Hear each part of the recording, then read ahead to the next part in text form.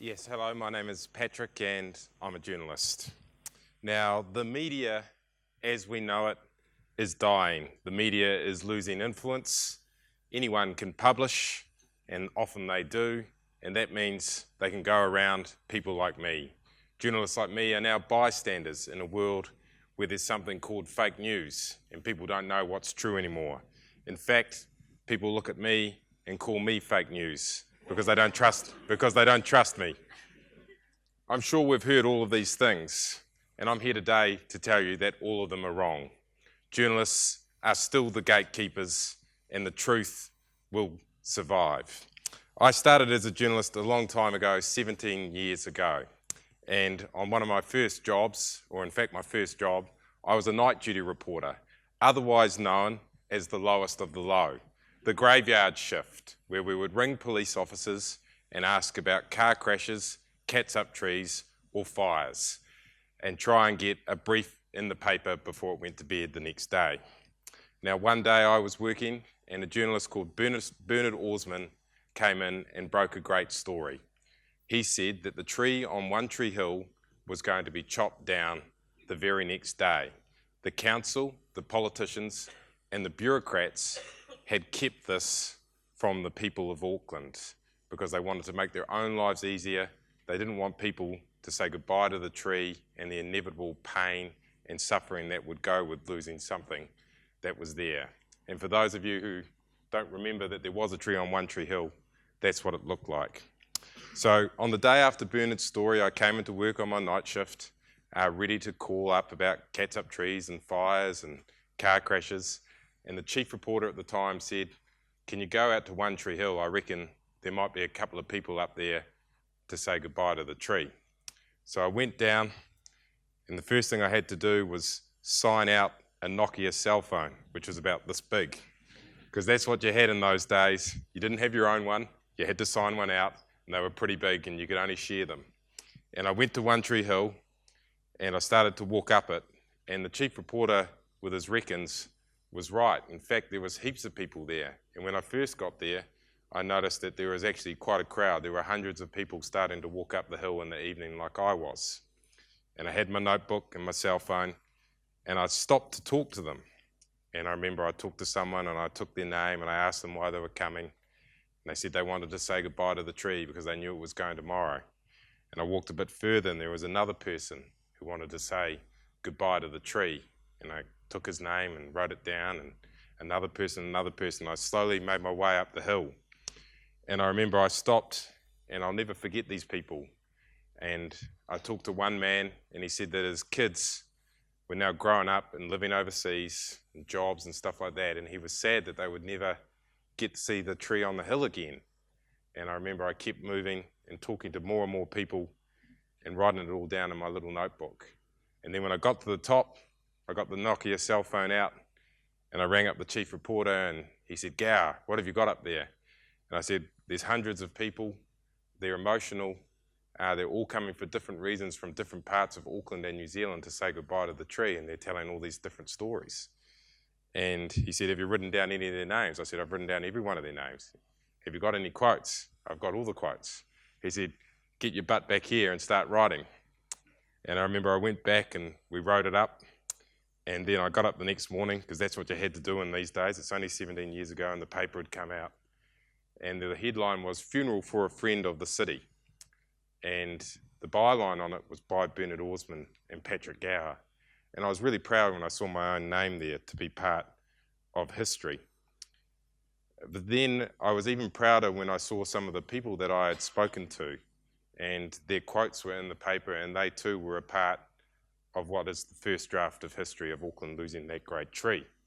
And I remember one woman that I saw up there, and I quoted, and her quote was along the lines of, "That tree is Auckland. When I come home and see that, I know I'm home." And I remember just feeling really special that I'd been able to take not only what was a big story for Auckland and New Zealand, but also to make some of the people that were there a part of it. And when I look back at the time, I was just really proud. But now, as I kind of get on a bit, I look back and something else happened that day, because what I realized then was that I'd found my calling in life, which was to go out, find out stuff, and then get it back out to people. And the most important thing, when I look back now, is that it's not fake news. It really happened. There's no tree up there. So it was real. Now, my job now as a political reporter is not quite as black and white as whether there's a tree on a hill or not. I still have to go up a hill to find out my stories, but on the way up, as I go through the chicanery of Parliament and politics, there's lots of people, instead of just wanting to help me out, it's trying to say, go that way, back down, or go that way, a bit faster up, or stop here and I'll tell you the reason why you're going the wrong way. Those people are politicians with vested interests. Those people are the powers in society that want the media to do things a certain way. Those people are the spin doctors or the propagandists, or just merely motivated people who want their own idea of what a tree looks like without a tree on it or not. And it's a little bit harder than that first story that I did, but the job is still the same. It's to go up the hill, talk to some people on the way up there, and hopefully tell people the truth at the end of it. The problem is, it's just really, really hard to do in the modern political environment. This is why. Last year I went to the home of fake news, and as you can see, I got quite close to it. So I feel like I'm pretty qualified to comment. I spent 4 trips in America last year in its election year and during its campaign, so I got to have a good look at what was happening there, not just in the media, but in America in general. And while I was there, it was a real eye-opener in so many ways. Because one, I would see media and journalists with more skills, more resources, more professional, doing things at the very, very top of their game. And I just thought that they were amazing to watch and were doing such a brilliant job. But at the same time, as we know, we also had people in America losing faith and losing trust in those very journalists in the very places that they came from. And this was something that had built up over a long period of time. And what I was seeing was that even though some journalists were doing really, really amazing work, and it's not fake news when you hold politicians to account, that's real news, it was seen as fake news, and they had started to lose their special relationship with the American public and the special relationship that all journalists have with the public.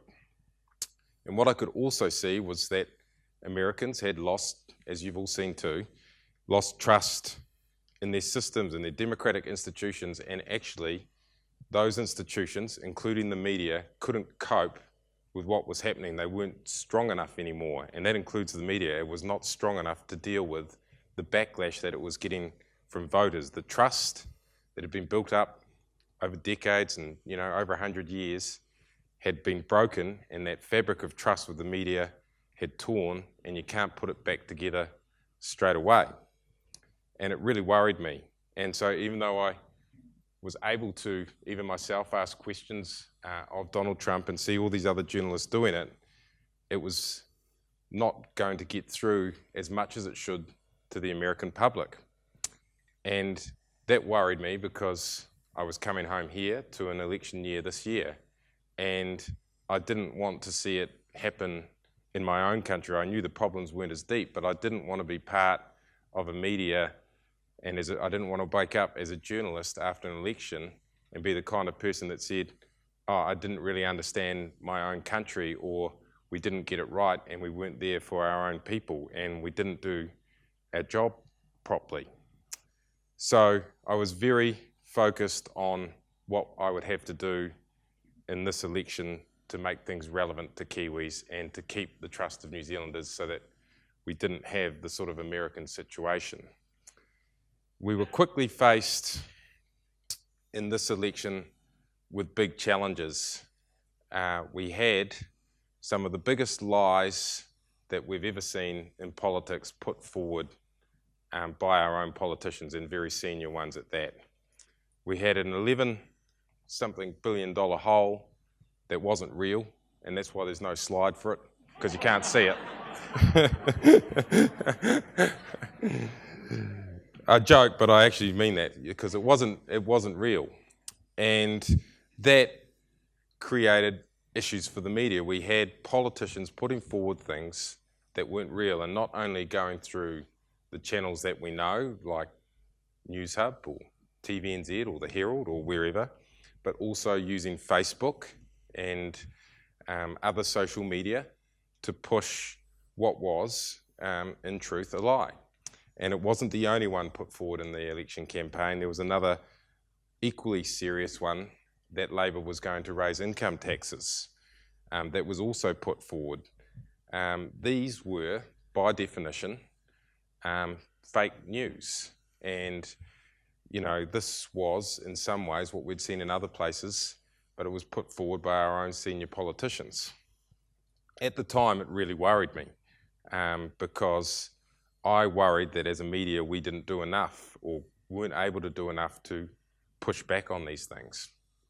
But we could. We were able to call them out, and in fact, we didn't just have to use radio, television, the online aspect of News Hub. We used Facebook as well.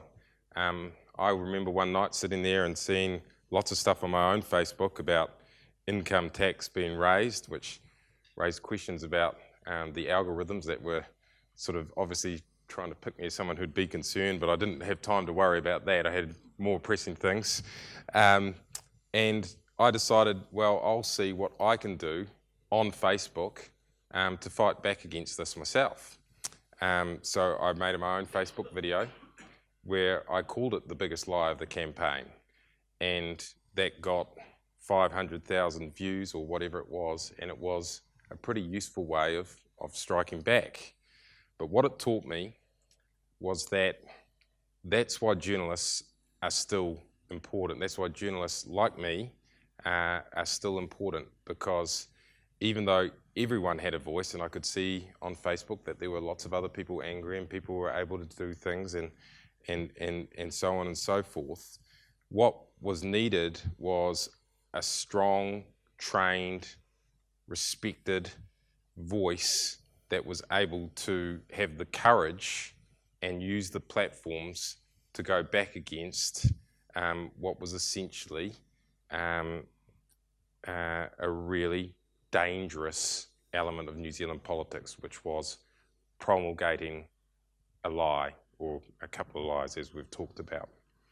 And I knew then that journalists like me would still have a place, and we're still needed, and because I could see it. I could actually watch it going up on my Facebook page, and it was really satisfying, every little view that it got, knowing that every view on there was one person that was learning that actually Labor wasn't going to raise income tax, and that was a complete lie. And it was good to see that we were still able to do the kinds of things that I got into journalism for, which was to tell the truth and tell it strongly. During the campaign, or just before it, I had my own moment of truth, so to speak. I was at the doctor's, and I was at the eye doctor's, and they diagnosed me with glaucoma, which is an eye disease that is known as the silent killer, in that it takes away your eyesight without you knowing. And the doctors were able to give me an injection and give me some medicine and stuff like that, and say that if I care for my eyes, I won't lose the sight that is so precious to me. And I remember I was driving home, and I thought about that, as you do, because everyone's eyesight is precious to them. And I thought that that was a bit like the media and what I would have to do in the campaign.